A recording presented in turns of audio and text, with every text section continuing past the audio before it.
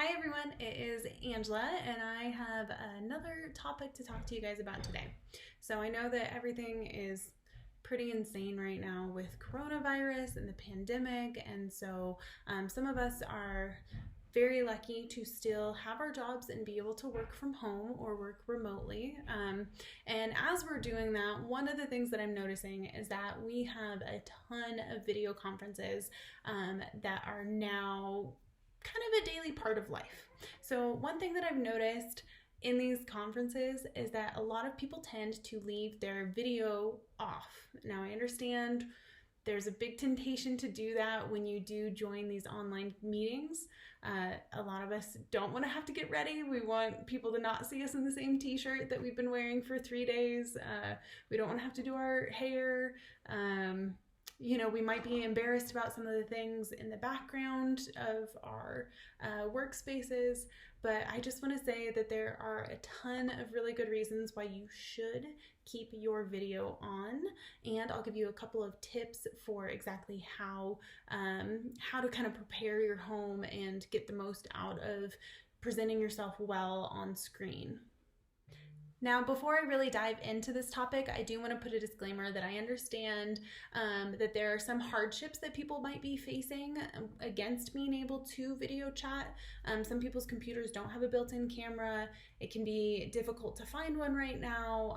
I do think that there are some inexpensive online options, but I understand that some people might not be able to get video cameras to work with their systems very easily right now.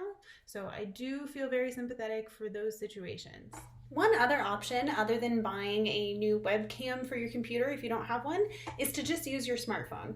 Especially if you have a meeting that doesn't need any kind of presentation, you don't have to share your screen. The smartphone is a great option because they already have cameras built in, and you can then connect with people and see your colleagues. There are a few key points to why turning on your video camera is a good idea while you're in online meetings. First of all, you're going to pay more attention if you know that there's a camera on you where your colleagues can see you and see what you're doing. I think when we're working remotely, if we are just on a conference call, even just through your phone, there's a higher temptation to be doing other things, checking your emails, working on other side projects, and not giving your full attention to the meeting that you are a part of.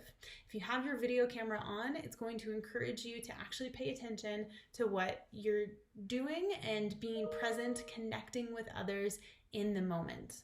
So that's a big reason that you want to have it on, just for your own personal accountability. Next, when you have your video camera on, it's much easier for others to feel connected to you.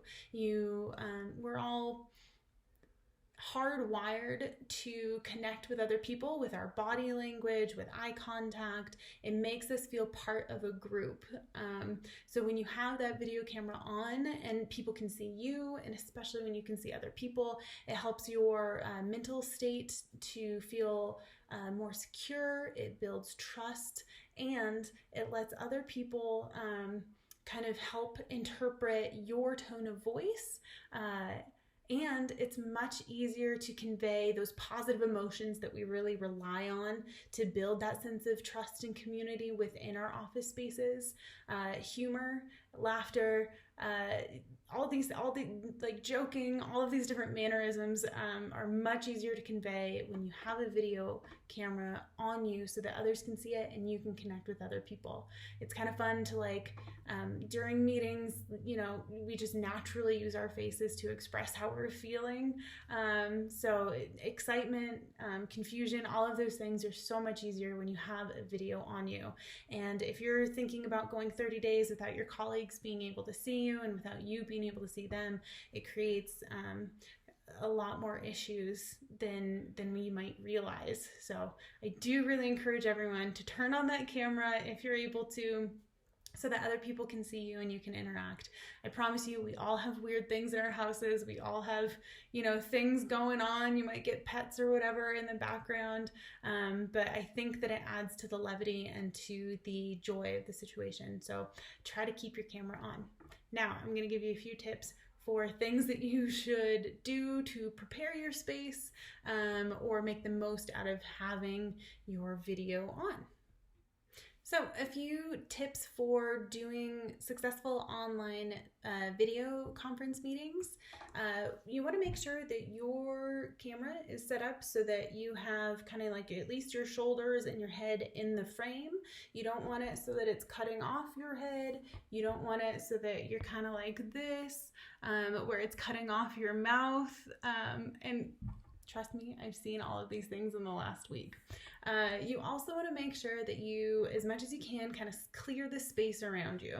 So if you've noticed, I have cats, and so they have fur everywhere. So usually when I'm not using my office chair, I tend to put this robe on it so that I keep the cat fur off of it. Well, in the background of my video, you see this robe laying here. That's not ideal. So while you do your video conferences, try to clear away as much objects and debris as you can. You can also see that here I've got my closet door closed, because if I had it open, you'd see my very, very messy closet.